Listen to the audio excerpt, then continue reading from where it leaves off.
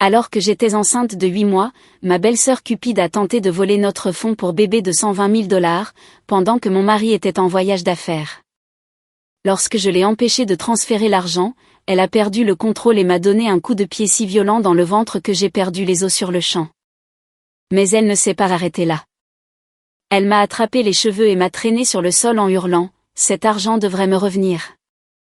Ma belle-mère, qui était présente, a ajouté « Donne-lui ce qu'elle veut ». Mon beau-père m'a maintenu au sol, « Arrête de te débattre et signe, c'est tout ». La douleur était insupportable, et je me suis évanouie sous le choc du traumatisme. Quelques heures plus tard, lorsque je me suis réveillée à l'hôpital, confuse et endolorie, le médecin est entré avec une expression grave. Il m'a alors révélé quelque chose de choquant. J'étais enceinte de 8 mois, et mon mari, Daniel, avait dû s'envoler pour Singapour pour une réunion d'affaires urgente. Son cabinet de conseil en technologie était sur le point de conclure un contrat majeur, et il devait s'absenter pour exactement 72 heures. 3 jours, cela semblait une éternité quand on attend des jumelles et qu'on peine à lasser ses propres chaussures, mais je lui ai assuré que tout irait bien. Notre modeste maison de banlieue avait tout ce dont j'avais besoin, et mon téléphone restait chargé en cas d'urgence. La cagnotte pour les bébés était quelque chose que nous construisions depuis 5 ans. La start-up de Daniel était finalement entrée en bourse, et nous avions mis de côté exactement 120 000 $ sur un compte dédié pour nos filles. Frais médicaux, équipement de la chambre d'enfants, épargne pour leurs études. Nous avions un plan pour chaque dollar. Seuls Daniel et moi avions accès à ces fonds via notre compte joint, et nous avions méticuleusement veillé à le garder séparé de nos finances courantes. Le mardi après-midi, des visiteurs inattendus sont arrivés. La sonnette a retenti à 14 heures, et je me suis dandinée jusqu'à la porte, m'attendant peut-être à un livreur. Au lieu de cela, Vanessa se tenait là, ses parents l'encadrant comme des gardes du corps. La sœur de Daniel avait toujours été problématique, mais l'expression sur son visage ce jour-là portait quelque chose de plus sombre que son arrogance habituelle. « Il faut qu'on parle d'argent », annonça Vanessa, me bousculant pour entrer dans mon salon sans y avoir été invitée. Sa mère, Lorraine, l'a suivie avec une sacoche d'ordinateur. Son père, Gérald, referma la porte derrière eux avec une finalité qui me serra l'estomac. Il y avait quelque chose de répété, de planifié, dans leur arrivée coordonnée. « Daniel n'est pas à la maison », dis-je en m'asseyant précautionneusement sur le canapé. Mon dos me faisait constamment souffrir à ce stade, et rester debout longtemps était une torture. « On le sait », répliqua Vanessa, s'installant dans le fauteuil préféré de Daniel comme si elle était chez elle. « C'est pour ça qu'on est là maintenant. » Lorraine ouvrit son ordinateur portable et le posa sur la table basse. Gérald se posta près de la porte d'entrée. Mon pouce accéléra en reconnaissant leur stratégie. Ils bloquaient ma sortie la plus facile. L'entreprise de Vanessa a besoin d'un investissement, commença Lorraine, sa voix empreinte de la même douceur manipulatrice qu'elle avait utilisée 3 ans auparavant en essayant de convaincre Daniel de co-signer son prêt auto.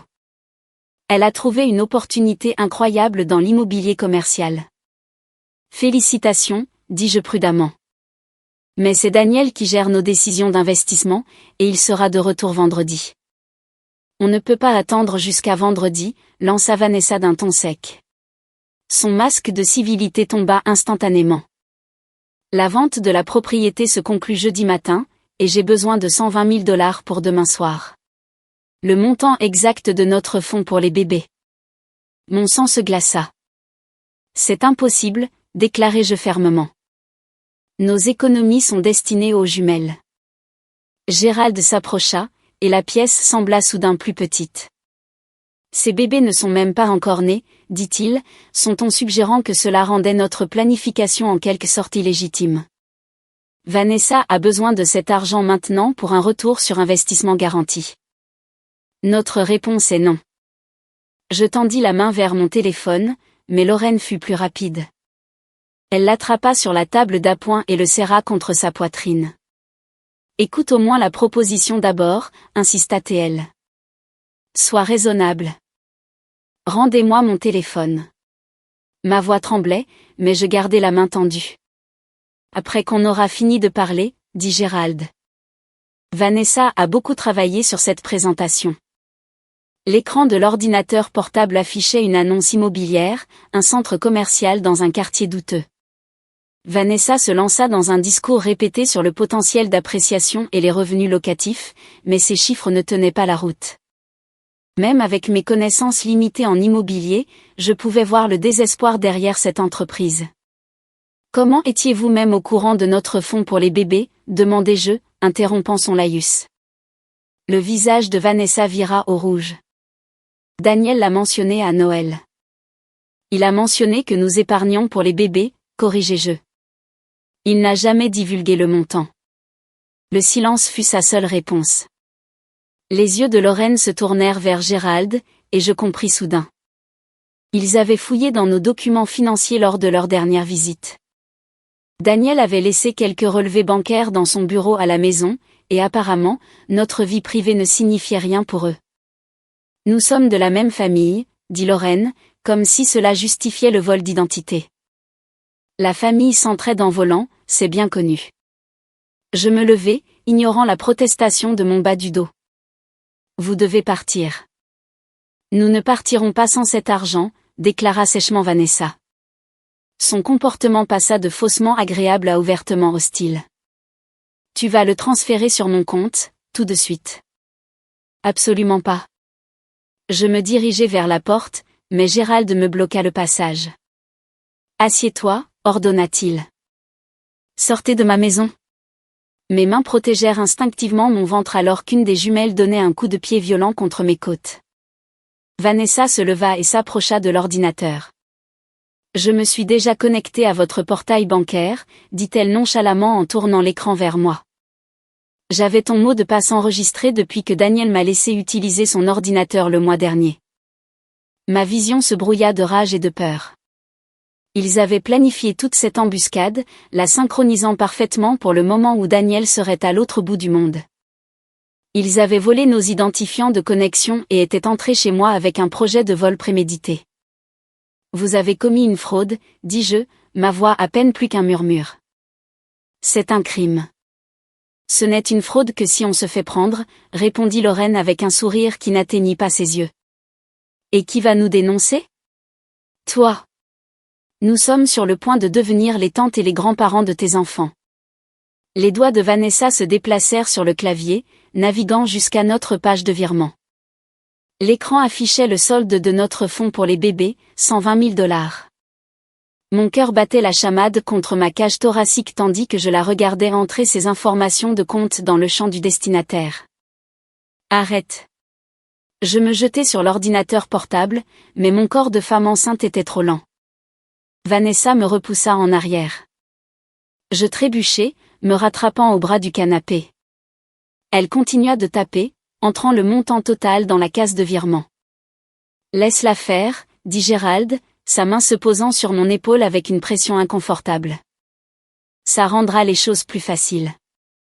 Je me dégageai de son emprise et attrapai l'ordinateur, le refermant d'un coup sec. Vanessa poussa un cri strident et essaya de me l'arracher des mains. Nous nous débattîmes, et l'appareil tomba bruyamment sur le sol. L'impact fissura l'écran, mais au moins le virement n'avait pas été effectué. Tu as ruiné mon ordinateur, hurla Vanessa. Dehors, criai-je en retour, à bout de souffle. Vous tous, sortez maintenant. Lorraine ramassa l'ordinateur endommagé, examinant l'écran en toile d'araignée. Ça coûtait cher, dit-elle froidement. Tu vas payer pour ça aussi. Envoyez-moi une facture, crachai-je. Et je vous enverrai une facture pour tentative de vol. Le visage de Vanessa se tordit de fureur. Avant que je puisse réagir, elle s'avança et me donna un coup de pied directement dans mon ventre de femme enceinte. L'impact fut comme un accident de voiture. Une douleur aveuglante et instantanée irradia dans mon abdomen tandis que je me pliais en deux. Je perdis les os immédiatement, le liquide trempant mon pantalon et formant une flaque sur le parquet. Oh non, haletai-je, mes mains agrippant mon ventre. Non, non, non.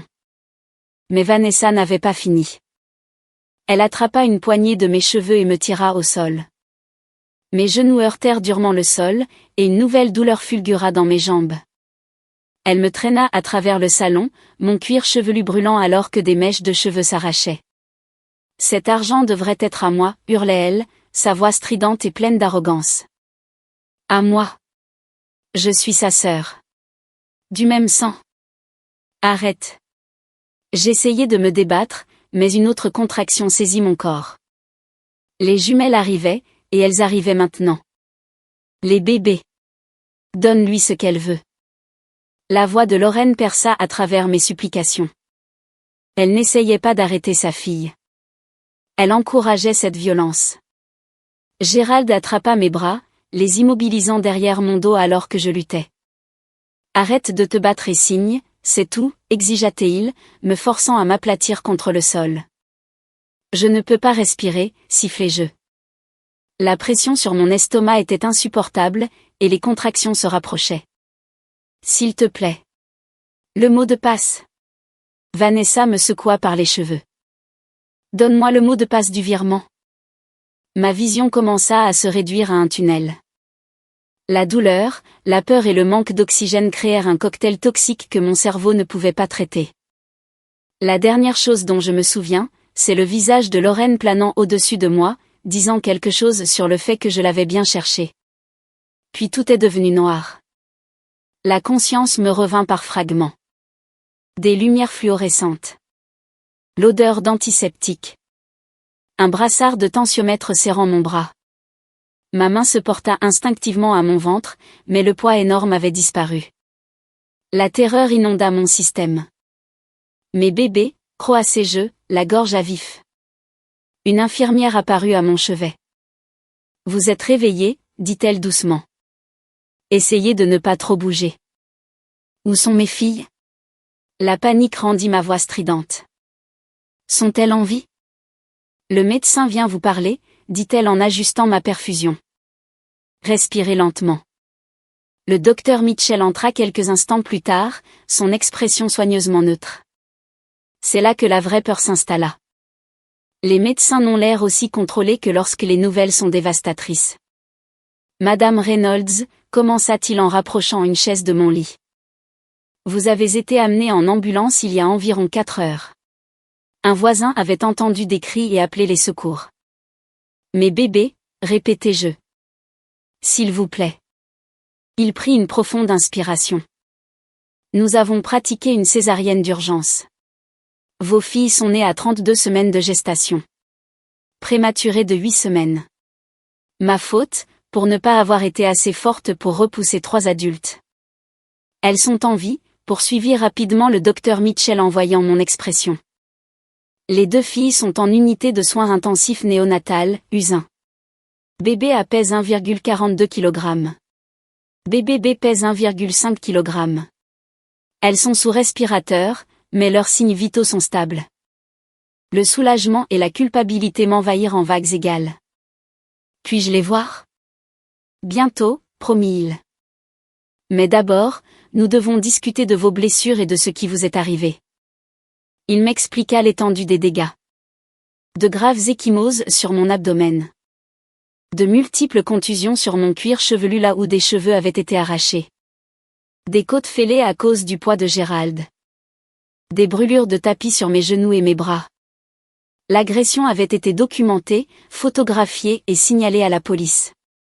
Les ambulanciers vous ont trouvé inconsciente sur le sol de votre salon, dit prudemment le docteur Mitchell. Il y avait des preuves d'une lutte. Votre porte d'entrée était grande ouverte, et votre portefeuille avait été vidé de son argent et de ses cartes de crédit. Il m'avait volé en partant. Après avoir failli me tuer et forcer mes bébés à naître 2 mois plus tôt, ils avaient volé mon portefeuille. Qui vous a fait ça? Demanda doucement le médecin. Avant que je puisse répondre, une détective de la police entra dans la chambre. L'agente Stéphanie Chen se présenta et sortit un bloc-notes. Elle attendait que je me réveille. Je leur ai tout raconté, chaque mot, chaque action, chaque détail horrible. L'expression de l'agente Chen s'assombrit à mesure que mon récit progressait. Quand j'eus fini, elle referma son bloc-notes avec une colère à peine contenue. Nous avons déjà les images de sécurité de la caméra de votre sonnette, dit-elle. Elles les ont filmées entrant chez vous et partant 2 heures plus tard. L'enregistrement montre votre belle-sœur vous traînant par les cheveux. J'avais oublié notre sonnette vidéo. Daniel l'avait installée il y a 6 mois après une vague de vol de colis dans notre quartier. Nous avons émis des mandats d'arrêt contre Vanessa Morrison, Lorraine Morrison et Gérald Morrison, poursuivit l'agent Chen. Les chefs d'accusation incluent violation de domicile, agression, tentative de vol et mise en danger d'un enfant à naître. Compte tenu de vos blessures et de la naissance prématurée, nous poursuivons également des accusations d'agression criminelle. Mon téléphone. Ils ne me l'ont jamais rendu. Je dois appeler mon mari, dis-je d'urgence. Il n'est pas au courant. L'infirmière m'apporta un téléphone de l'hôpital. Mes mains tremblaient en composant le numéro de Daniel. Il était 3 heures du matin à Singapour, mais il répondit à la 2e sonnerie. Allô? Qu'est-ce qui ne va pas? Sa voix était pâteuse de sommeil et d'alarme instantanée. Tu dois rentrer à la maison, dis-je, puis je me mis à pleurer. L'histoire se déversa entre les sanglots. Le choc de Daniel se transforma en fureur à mesure que je décrivais l'attaque de sa famille. À la fin, il était déjà en train de réserver un vol sur son téléphone, promettant de prendre le prochain avion. Les bébés, demanda-t-il, la voix brisée. Ce sont des battantes, lui dis-je, tout comme leur mère. L'enquête de l'agent Chen avança rapidement. Les images de la sonnette étaient accablantes. Elle montrait Vanessa me donnant un coup de pied, Lorraine encourageant l'agression et Gérald me maintenant au sol. Des preuves supplémentaires vinrent de ma voisine, Madame Patterson, qui avait entendu les cris et appelé les secours. Elle avait également photographié Vanessa, Lorraine et Gérald quittant ma maison avec mon ordinateur portable et mon portefeuille. Ils furent arrêtés dans les 12 heures.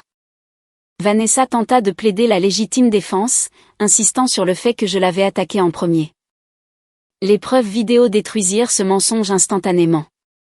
Lorraine essaya de se faire passer pour une spectatrice innocente, mais l'audio de la caméra de la sonnette avait capturé sa voix, disant à Vanessa de « prendre ce dont tu as besoin ». L'avocat de Gérald tenta de faire valoir que son client avait seulement essayé de calmer la situation.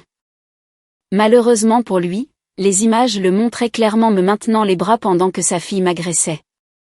Daniel arriva 36 heures après mon appel, l'air de ne pas avoir dormi. Il se rendit directement à l'usin où nos filles gisaient dans leur couveuse en plastique, minuscules et fragiles, mais respirant.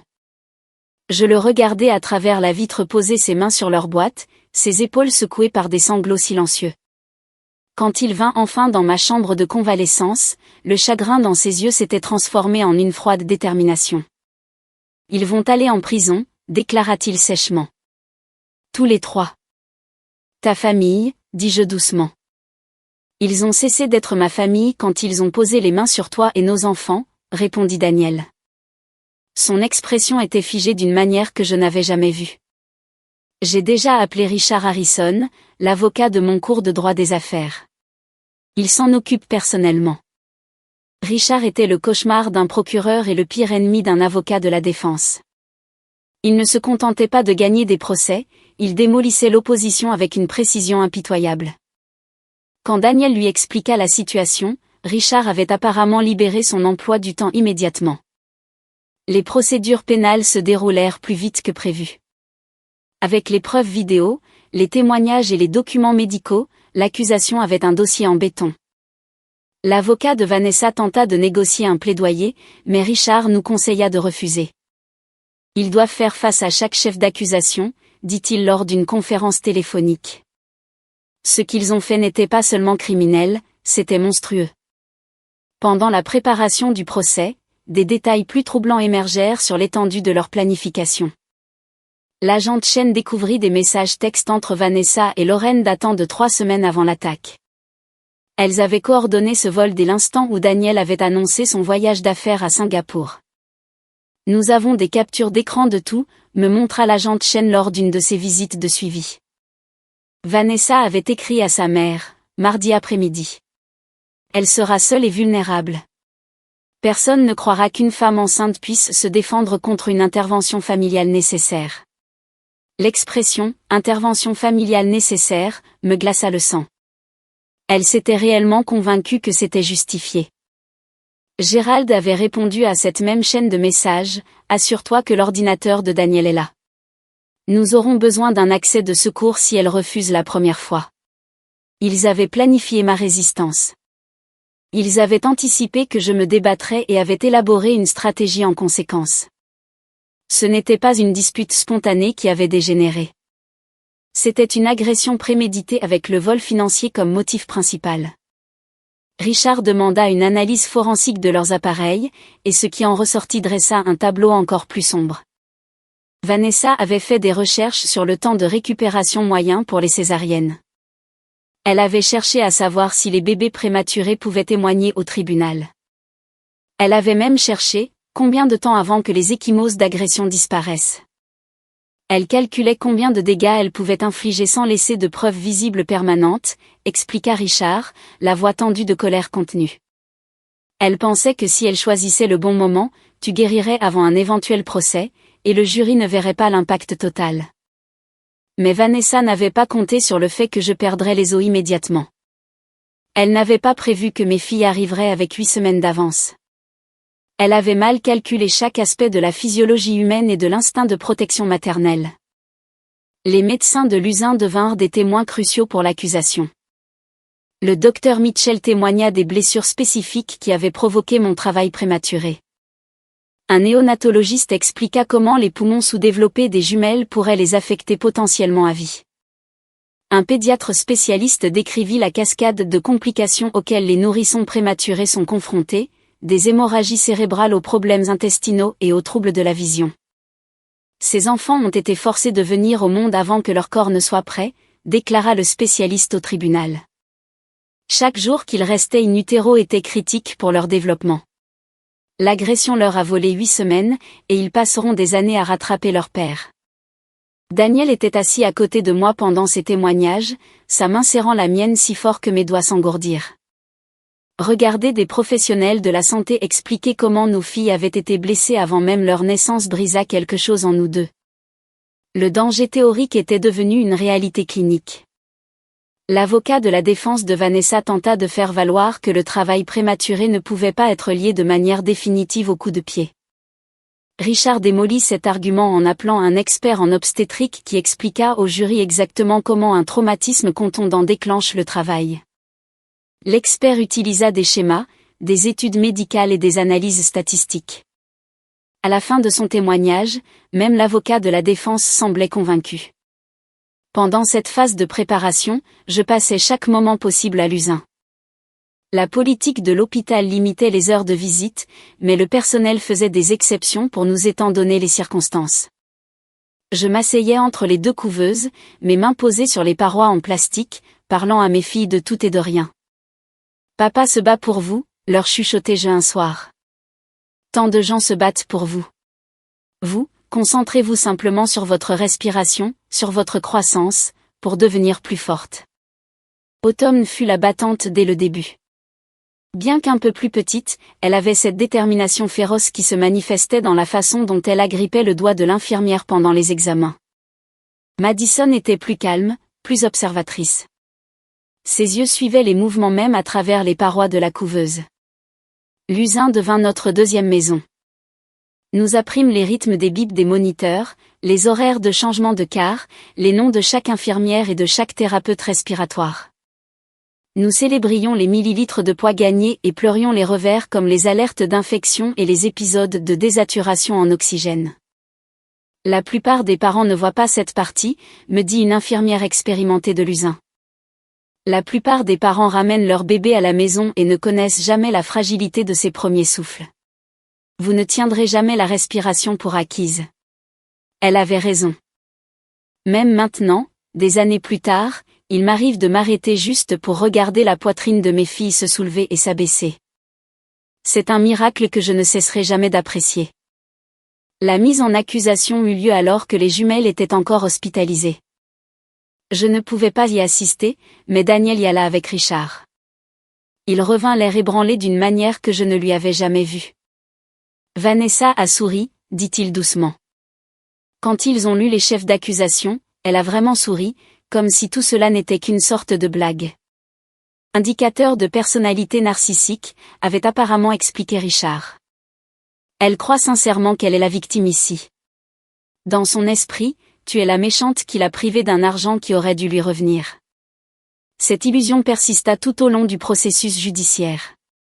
Vanessa accordait des interviews à quiconque voulait bien l'écouter, se présentant comme une sœur désespérée essayant de sauver sa famille de la ruine financière. Elle omettait commodément l'agression, la tentative de vol et le fait qu'elle avait donné un coup de pied à une femme enceinte. Une chaîne de télévision locale a même diffusé son histoire jusqu'à ce que Richard leur envoie les images de la sonnette.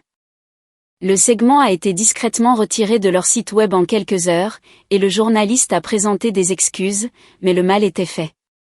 Certaines personnes crurent la version de Vanessa, et je commençais à recevoir des lettres de haine. Vous enfoncez une femme en difficulté, disait une lettre. Elle a fait une erreur dans un moment de désespoir, et vous détruisez sa vie pour de l'argent. Daniel voulait répondre à chaque lettre, mais Richard le déconseilla. N'entrez pas dans leur jeu, dit-il. Le procès parlera de lui-même. Les faits finissent toujours par l'emporter sur la fiction. Le courrier haineux me dérangeait plus que je ne voulais l'admettre. Des étrangers jugeaient une situation qu'ils ne comprenaient pas, choisissant de croire une femme qui m'avait agressé plutôt que les preuves documentées. C'était comme une violation en plus de la violation originelle. Ma thérapeute, le docteur Sarah Brennan, m'aida à traiter ce traumatisme secondaire. Les gens veulent croire au meilleur chez les autres, expliqua-t-elle lors d'une de nos séances. Accepter que quelqu'un puisse blesser une femme enceinte et mettre en danger des nourrissons est trop sombre pour certaines personnes. Ils réécrivent le récit pour le rendre plus acceptable. Mais la réalité se fichait de ce qui était acceptable. Mes filles, luttant pour respirer dans leur couveuse, étaient la preuve vivante de ce que Vanessa avait fait, pendant que leur tante donnait des interviews sur le fait d'être incomprise. L'audience préliminaire révéla une autre couche de leur complot. Ils avaient déjà contacté un avocat pour contester les droits de succession de Daniel sur la succession de son grand-père. Son grand-père était décédé 2 ans plus tôt, laissant à Daniel un fonds en fiducie substantiel qui arrivait à échéance à son 35e anniversaire, soit dans 3 mois. Il prévoyait de faire valoir que Daniel était mentalement inapte en raison de mauvaises décisions financières, expliqua Richard, nous montrant les documents juridiques que l'avocat de Vanessa avait déposés. Ils allaient utiliser le fonds pour les bébés comme preuve qu'ils gaspillaient l'argent de la famille dans des dépenses inutiles. Nos enfants sont des dépenses inutiles ? La voix de Daniel était dangereusement calme. Pour eux, tout ce qui ne profite pas directement à Vanessa est du gaspillage, répondit Richard. Ils voyaient le fonds pour les bébés comme de l'argent dormant qui pouvait résoudre leurs problèmes. La fiducie de votre grand-père allait être leur prochaine cible. Nous avons immédiatement contacté l'administrateur de la fiducie et ajouté des mesures de sécurité supplémentaires. Personne d'autre que Daniel ne pouvait accéder à ces fonds, et toute tentative de contester la fiducie déclencherait une action en justice immédiate. Le plan de Vanessa était plus vaste que nous ne l'avions imaginé. Elle n'en voulait pas seulement au fond pour les bébés. Elle voulait tout. L'implication de Gérald et Lorraine devint plus claire au fur et à mesure de l'enquête. Ils mettaient la pression sur Vanessa depuis des années pour qu'elle obtienne, ce qu'elle méritait, de son frère qui avait réussi. Les réunions de famille auxquelles nous avions assisté par le passé prirent soudain tout leur sens. Les commentaires pointus sur les revenus de Daniel, les suggestions qu'il devrait partager la richesse, les culpabilisations sur les obligations familiales. Ils ont créé ce monstre, dit Daniel un soir en regardant de vieilles photos de famille. À chaque anniversaire, à chaque fête, ils lui disaient qu'elle méritait plus que ce qu'elle avait. Ils lui ont fait croire que nous prendre des choses était justifié. Je pensais à l'inné contre l'acquis, à savoir si Vanessa aurait été différente avec d'autres parents. Mais en fin de compte, cela n'avait pas d'importance. Elle avait fait ses choix, et ses choix avaient presque tué mes filles. Le passé de Vanessa revint la hanter pendant l'enquête. Il s'avéra que ce n'était pas son premier contact avec le désespoir financier. Elle avait des dettes impayées totalisant près de 300 000 $, y compris 2 entreprises qui avaient fait faillite et un problème de jeu qu'elle avait caché à tout le monde. L'affaire immobilière commerciale était une dernière tentative désespérée de se sortir du trou. Les finances de Lorraine n'étaient guère meilleures. Elle et Gérald avaient refinancé leur maison 2 fois, emprunté sur la retraite de Gérald, et avaient 3 mois de retard sur leur hypothèque. Ils comptaient sur ces 120 000 $ pour se sauver de la saisie. Ils allaient voler l'avenir de nos bébés pour sauver le leur, dit Daniel doucement, en lisant les déclarations financières. Ils ont planifié cela. L'audience préliminaire fut surréaliste. Vanessa, Lorraine et Gérald étaient assis à la table de la défense, l'air beaucoup moins confiant que dans mon salon. Leur avocat, un défenseur public à l'air fatigué nommé Mark Stevens, ne cessait de jeter des regards à peine dissimulés de désespoir sur les preuves vidéo. J'ai témoigné depuis un fauteuil roulant, me remettant encore de la césarienne. Nos filles avaient 3 semaines, toujours à l'usin, et je n'avais pu les prendre dans mes bras que 2 fois. Le procureur m'a demandé de décrire l'attaque en détail, et je l'ai fait, regardant le visage du juge passé de neutre à horrifié. Quand ils ont diffusé les images de la sonnette, le juge a détourné le regard un instant. Le son de mes cris, combiné à l'image du pied de Vanessa heurtant mon ventre de femme enceinte, était apparemment trop, même pour quelqu'un habitué à voir des preuves de violence. Le juge a statué qu'il y avait suffisamment de preuves pour aller au procès et a refusé la libération sous caution pour les 3 accusés, les considérant comme des risques de fuite compte tenu de la gravité des accusations. Le témoignage de Vanessa en sa propre défense fut un désastre. Elle a tenté de prétendre qu'elle protégeait l'argent de la famille de mes dépenses irresponsables, mais le procureur a détruit ce récit en montrant nos dossiers financiers méticuleusement organisés. Nous n'avions jamais manqué un paiement, jamais eu de dette de carte de crédit, et avions d'excellents scores de crédit. Vous vouliez cet argent pour vous-même, a déclaré le procureur. N'est-ce pas exact? J'en avais plus besoin, insista Vanessa. Ils ont des emplois. Ils ont des revenus. Je n'avais rien. Alors, vous avez décidé de donner un coup de pied à une femme enceinte et de voler des nourrissons? Ils n'étaient pas encore nés. La salle d'audience a éclaté. Le juge a appelé à l'ordre, mais le mal était fait. Vanessa venait d'admettre officiellement qu'elle ne considérait pas les enfants à naître comme dignes de protection ou de sécurité financière. Le jury a délibéré pendant 90 minutes. Coupable sur tous les chefs d'accusation pour les 3 accusés. Vanessa a écopé de 8 ans pour agression criminelle, tentative de vol et mise en danger d'enfants. Lorraine a eu 6 ans pour complot et agression. Gérald a reçu 7 ans pour agression et séquestration. Mais je n'en avais pas fini avec eux. Richard a intenté une action civile avant même la conclusion des procès pénaux. Nous avons poursuivi pour les frais médicaux, la douleur et la souffrance, la détresse émotionnelle et des dommages-intérêts punitifs. Les soins en usin des jumelles dépassaient à eux seuls 400 000 $, et leurs problèmes de santé continus, problèmes respiratoires, difficultés d'alimentation, nécessiteraient des années de traitement spécialisés. Nous allons prendre tout ce qu'ils ont, a promis Richard. Maison, voiture, compte de retraite, police d'assurance vie. Quand nous aurons terminé, ils passeront le reste de leur vie à rembourser cette dette. Le procès civil fut presque une formalité après les procédures pénales. Leur avocat a tenté de faire valoir que nous étions vindicatifs, mais le juge n'a pas été sympathique. Les accusés ont tenté de voler 120 000 $ et ont plutôt causé des dommages dépassant les 2 millions de $, a déclaré le juge sèchement. Les actions ont des conséquences. Nous avons obtenu 2,3 millions de $ de dommages-intérêts au total. La maison de Gérald et Lorraine a été saisie et vendue. Leurs comptes de retraite ont été vidés. La voiture de Vanessa a été reprise. Richard a fait en sorte que leur salaire soit saisi pour les 30 prochaines années. Tout ce qu'ils gagneraient irait directement au remboursement de leurs dettes envers nous. Le processus de saisie des actifs fut plus complexe que je ne l'avais prévu. Gérald et Lorraine ont engagé un avocat spécialiste de la faillite qui a tenté de prétendre que leur maison était protégée en tant que résidence principale. Richard a contré en démontrant que le jugement était une restitution pour des actes criminels intentionnels, ce qui l'exemptait des protections de la faillite. La loi sur la faillite ne protège pas les gens du paiement de leurs crimes, a expliqué Richard au juge des faillites. Si c'était le cas, les criminels déclareraient simplement faillite après chaque condamnation. Le juge des faillites a été d'accord. Leur maison, Un modeste ranch de 3 chambres qu'il possédait depuis 32 ans, a été mise aux enchères. Elle s'est vendue pour 385 000 $, qui sont allés directement sur un compte destiné aux futurs frais médicaux des jumelles. Regarder leur maison se vendre était surréaliste. J'avais été dans cette maison pour des dîners de Thanksgiving, des célébrations de Noël, des fêtes d'anniversaire. La cuisine où Lorraine m'avait appris sa recette de biscuits appartenait maintenant à un jeune couple attendant son premier enfant. Le jardin où Daniel avait joué enfant appartenait maintenant à des étrangers.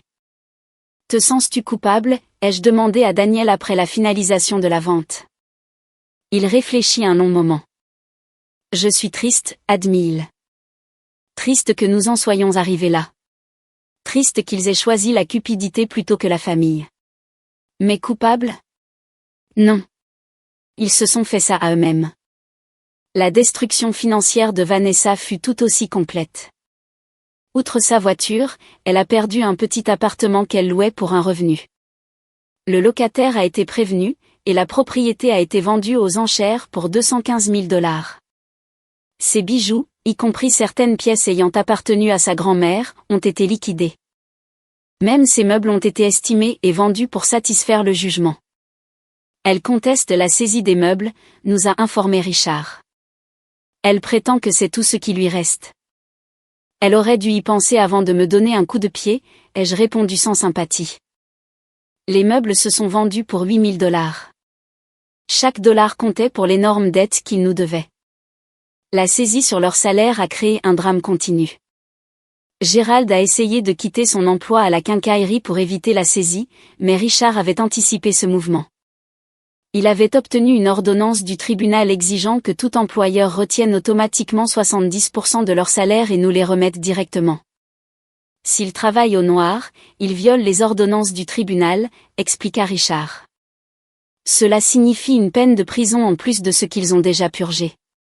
Ils peuvent essayer de se cacher, mais finalement, ils auront besoin d'un emploi légitime, et nous attendrons.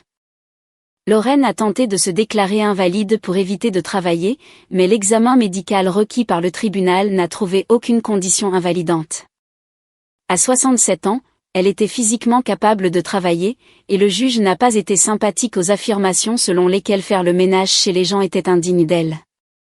Vous auriez dû penser à votre avenir avant d'agresser une femme enceinte, avait déclaré le juge lors d'une de leurs nombreuses audiences. Le tribunal ne voit aucune raison de réduire le montant de la saisie.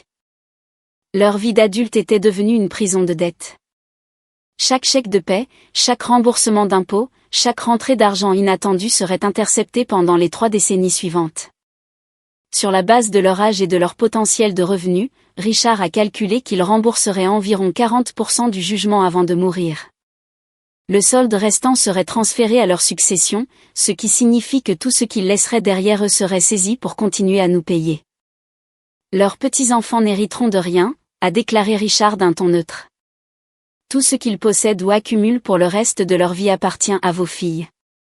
Cela semblait dur dit aussi crûment, mais l'alternative, les laisser conserver leurs biens pendant que mes filles luttaient avec des factures médicales, était inacceptable.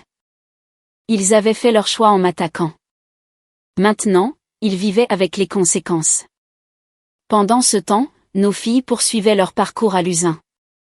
Autumn a développé une grave infection à 5 semaines qui a nécessité de la mettre sous des antibiotiques plus forts. Son petit corps s'est battu avec acharnement, mais il y a eu 48 heures où nous ne savions vraiment pas si elle allait survivre. Les infections sont la plus grande menace pour les prématurés, a expliqué le docteur Mitchell alors que nous veillions à côté de sa couveuse. Leurs systèmes immunitaires sont immatures, et même des bactéries courantes peuvent les submerger. Daniel et moi nous relayons pour dormir dans la salle d'attente de l'usin. Aucun de nous ne voulait être plus loin que le couloir au cas où quelque chose changerait.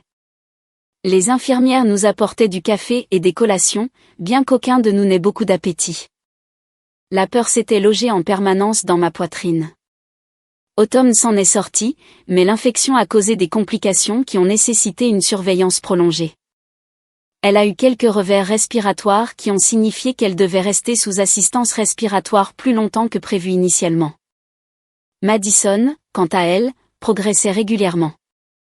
Elle a été retirée du respirateur en premier, puis est passée à une sonde d'alimentation, et a finalement compris comment prendre le biberon. Chaque étape semblait monumentale. Madison pourrait rentrer à la maison avant sa sœur, a mentionné doucement une des infirmières. C'est courant avec des jumeaux quand l'un a des complications. L'idée de ramener une fille à la maison en laissant l'autre derrière était angoissante.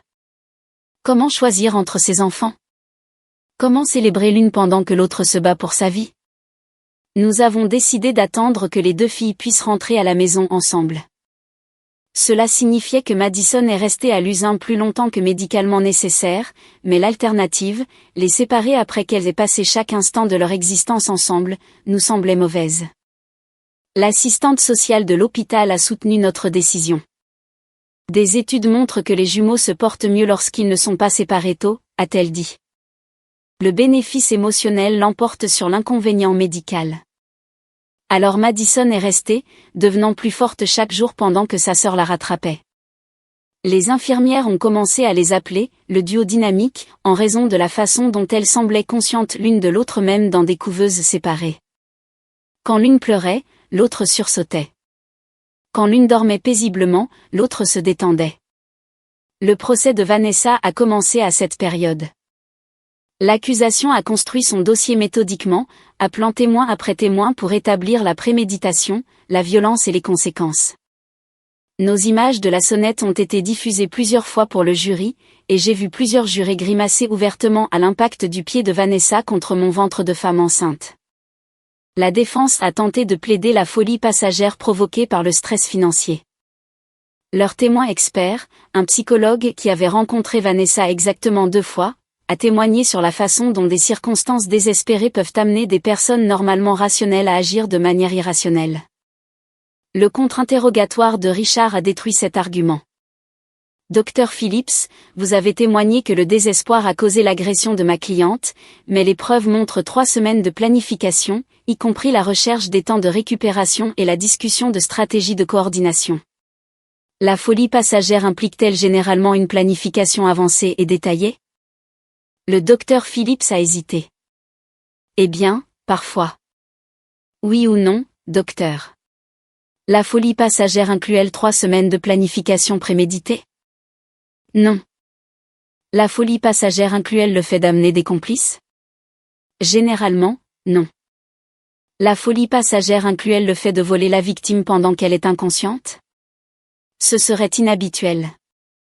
Donc, les actions de Mademoiselle Morrison ne correspondent pas réellement aux critères de la folie passagère, n'est-ce pas? Je suppose que non, dans le sens traditionnel. Je n'étais pas présente pour le verdict. J'étais à l'USIN avec Autumn qui avait eu une autre journée difficile avec sa respiration. Mais Daniel m'a appelé immédiatement après. Coupable, dit-il, et je pouvais entendre le soulagement dans sa voix. Coupable sur absolument tous les chefs d'accusation. Je baissai les yeux sur Autumn, sa petite poitrine se soulevant et s'abaissant avec une assistance mécanique, et je sentis quelque chose changer en moi. La justice n'annulerait pas les dégâts, mais au moins, il y avait la reconnaissance que des dégâts avaient été faits. Même s'ils déclarent faillite, ils ne peuvent pas s'en décharger, a expliqué Richard. La restitution ordonnée par le tribunal survit aux procédures de faillite. Ils vous paieront jusqu'à leur mort.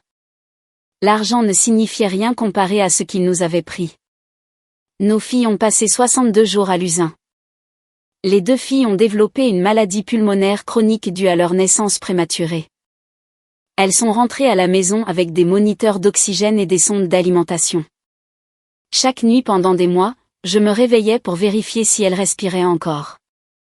Autumn, notre aînée de 3 minutes, a lutté contre un reflux sévère et un retard de croissance. Elle a dû être hospitalisée 2 fois au cours de sa première année pour des infections respiratoires. Madison, sa sœur cadette, s'est mieux développée, mais a tout de même nécessité de la kinésithérapie pour des retards de développement. Les filles ont 4 ans maintenant. Ce sont des enfants d'âge préscolaire en bonne santé et épanouis qui adorent les dinosaures et la peinture au doigt. Leurs problèmes médicaux se sont pour la plupart résolus, bien que toutes 2 consultent encore un pneumologue chaque année. En les regardant, on ne devinerait jamais qu'elles ont commencé leur vie en se battant pour chaque souffle. Ramener les jumelles à la maison après 62 jours était terrifiant.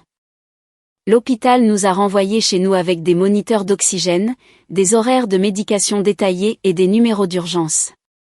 Notre maison s'était transformée en une mini-installation médicale avec des équipements, des fournitures et des systèmes de secours en cas de panne de courant.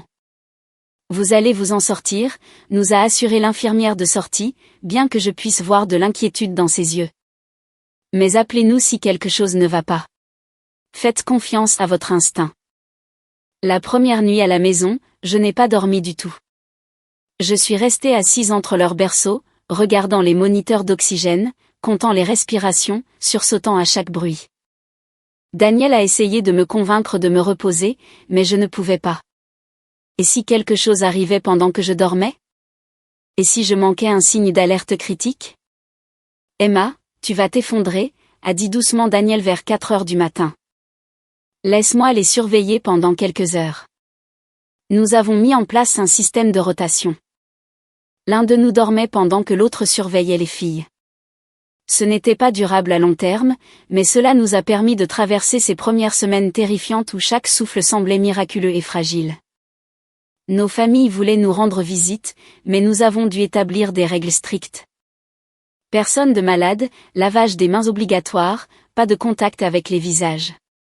Les systèmes immunitaires des filles étaient encore compromis, et un simple rhume pouvait les renvoyer à l'hôpital. Mes parents ont compris immédiatement.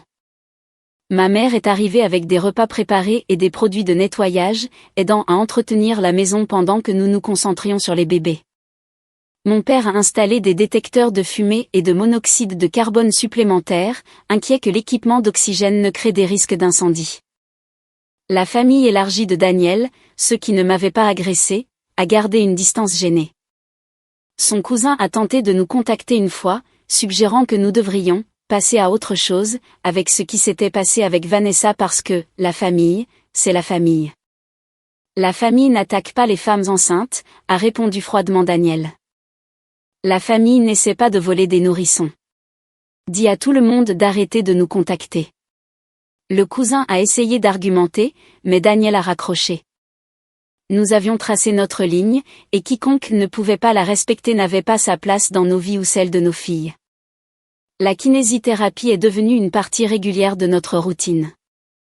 Les 2 filles avaient besoin d'aide pour développer les compétences motrices qu'elles auraient dû pratiquer in utero pendant ces 8 semaines volées.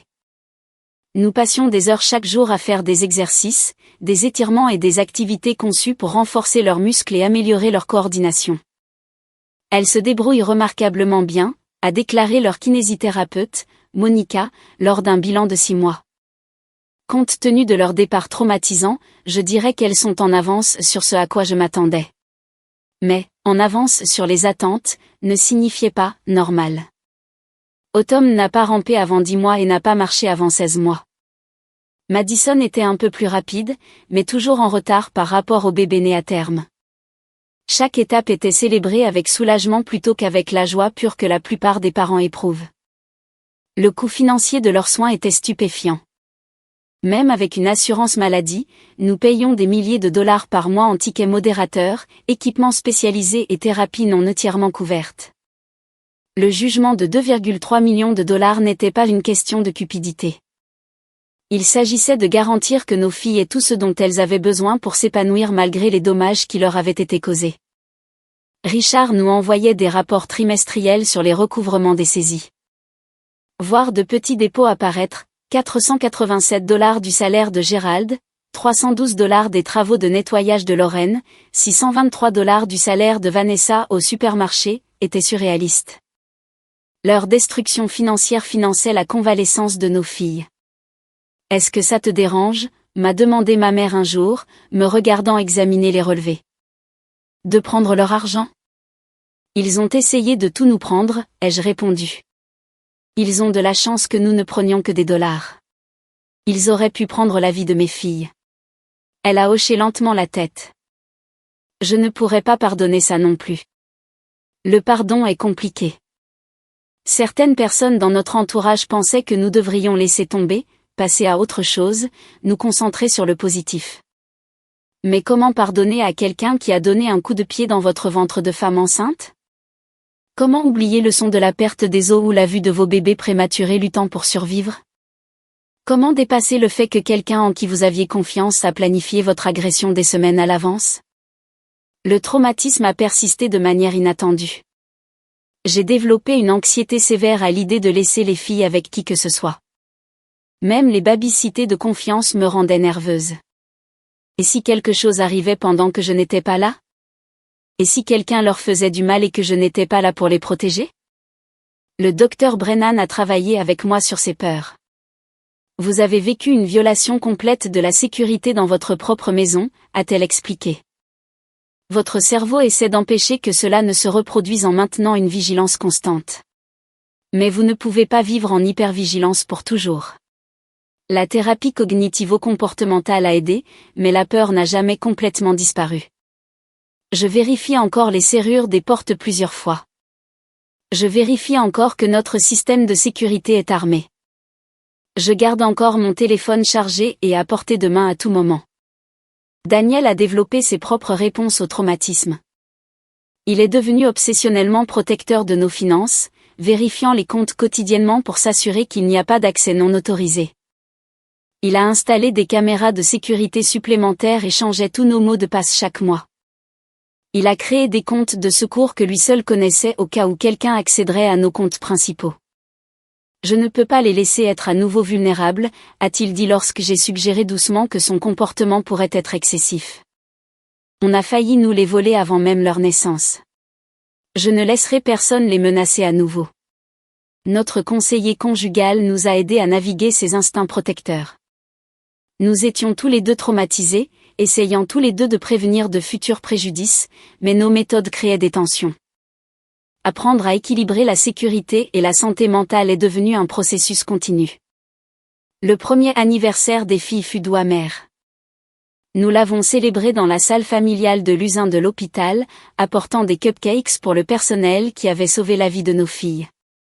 Les infirmières qui s'étaient occupées d'Autumn et de Madison sont passées pendant leur pause, s'extasiant sur à quel point les filles avaient grandi. Je me souviens quand elles tenaient chacune dans une main, a dit une infirmière en faisant rebondir Madison sur son genou. Regardez-les maintenant. Elles étaient encore petites pour leur âge, mais elles étaient en bonne santé. Elles étaient en vie. Elles étaient à nous. Nous avons chanté « Joyeux anniversaire », pris des photos et pleuré des larmes de gratitude. Ce soir-là, Daniel et moi avons regardé nos filles endormies et avons fait une promesse silencieuse. Elles ne connaîtraient jamais toute l'étendue de ce qui leur avait été fait. Elles ne porteraient jamais le poids de la cupidité de leur tante ou de la cruauté de leurs grands-parents. Elles grandiraient en sachant seulement qu'elles étaient aimées, désirées et farouchement protégées. Vers 18 mois, Autumn a commencé à poser des questions sur la famille. Où Mamie Lorraine, a-t-elle demandé un jour, ayant entendu mes parents se faire appeler « Mamie » et « Papy ». Tu as Mamie Rose et Papy James, ai-je dit prudemment, en parlant de mes parents. C'est ta famille. Papa, non maman, papa. Sa grammaire de tout petit était encore en développement, mais la question était claire. Où étaient les parents de Daniel? Daniel l'a prise dans ses bras, lui embrassant le front. Certaines personnes ne font plus partie de nos vies, ma chérie. Mais tu as tellement de gens qui t'aiment. C'est ça qui compte. Elle sembla satisfaite de cette réponse, du moins pour le moment. En grandissant, nous aurions besoin d'une explication plus complète. Mais pour l'instant, des vérités simples suffisaient. Vanessa a purgé 6 ans avant d'obtenir la libération conditionnelle. Elle a été libérée il y a 4 mois, selon des contacts mutuels, elle travaille comme caissière dans une épicerie discount. Son salaire est saisi à 70%, lui laissant à peine de quoi louer une chambre dans un appartement en colocation. Elle nous paiera pour le reste de sa vie. Lorraine et Gérald ont tous deux purgé l'intégralité de leur peine. Ils ont tout perdu. Leur maison, leurs économies, leur réputation. À leur libération, ils ont emménagé dans un mobil-home à 3 heures de route. Gérald travaille à temps partiel dans une quincaillerie. Lorraine fait des ménages. Ils sont tous les deux à la fin de la soixantaine, et la retraite n'arrivera jamais pour eux. Daniel n'a parlé à aucun d'entre eux depuis l'arrestation. Il a changé de numéro de téléphone, les a bloqués sur tous les réseaux sociaux et a chargé notre avocat de gérer toute communication nécessaire. Ses parents ont tenté de le contacter une fois, en envoyant une lettre au bureau de notre avocat. Nous ne voulions pas que les choses aillent si loin, avait écrit Lorraine. La famille devrait pardonner à la famille. Daniel a lu la lettre une fois, puis me l'a tendue. Qu'en penses-tu? J'ai regardé Autumn et Madison jouer avec des blocs dans leur salle de jeu. C'étaient des enfants heureux et en bonne santé qui ne sauraient jamais que leur tante et leurs grands-parents avaient essayé de voler leur avenir. Je pense, ai-je dit prudemment, que la famille n'agresse pas les femmes enceintes. La famille ne maintient pas les gens au sol pendant qu'on les attaque. La famille ne laisse pas quelqu'un d'inconscient sur le sol pour le voler en partant. Daniel a hoché la tête et a passé la lettre dans la déchiqueteuse. Notre fonds pour les bébés n'a jamais été touché, bien que nous ayons dû en restreindre temporairement l'accès pendant l'enquête, puisque Vanessa avait obtenu nos identifiants de connexion. Le service de lutte contre la fraude de la banque a travaillé avec nous pour sécuriser le compte avec de nouvelles exigences d'authentification. Finalement, l'accès complet a été rétabli et nous avons tout transféré sur un nouveau compte avec des mesures de sécurité renforcées qui nécessitaient une vérification biométrique. Nous avons également amélioré notre système de sécurité, installé des caméras dans toute la maison et changé tous nos mots de passe pour des codes générés aléatoirement et stockés dans des gestionnaires de mots de passe cryptés. La confiance, une fois brisée, ne se répare jamais complètement. Parfois, je me réveille encore de cauchemars où je suis de retour sur le sol de ce salon, incapable de me protéger ou de protéger mes bébés. La thérapie aide, mais le traumatisme persiste de manière inattendue. Je ne peux pas être seule à la maison avec les filles sans me sentir anxieuse, et les bruits forts et soudains me font sursauter. Mais nous avons survécu. Mes filles ont survécu. Elles grandiront en sachant qu'elles étaient désirées, planifiées et farouchement protégées. Le fonds pour leurs études, qu'on a failli leur voler, vaut maintenant plus de 200 000 $ avec les intérêts et la croissance des investissements. Autumn veut être vétérinaire. Madison veut être astronaute. Elles peuvent être tout ce dont elles rêvent. Quant à Vanessa, Lorraine et Gérald, ils ont fait leur choix. Ils ont choisi la cupidité plutôt que la famille, la violence plutôt que la compassion, et le vol plutôt que l'intégrité. Maintenant, ils vivent avec ces choix chaque jour.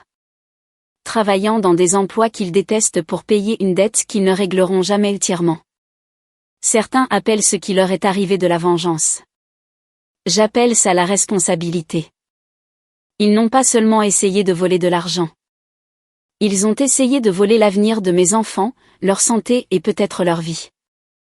Le fait qu'ils passent le reste de leur existence à payer pour cette tentative me semble parfaitement juste.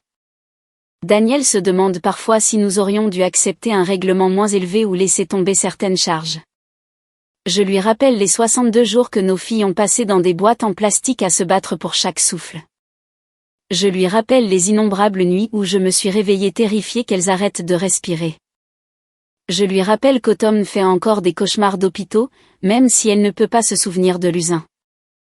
Ils ont mérité chaque conséquence, je lui dis, et il hoche la tête parce qu'il sait que j'ai raison. Les filles entrent en maternelle l'année prochaine.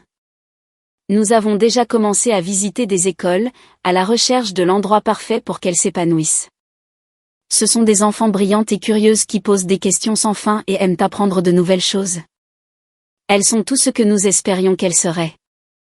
Et chaque fois que je dépose leur argent de poche dans leur fonds d'études, je pense à quel point nous avons failli tout perdre.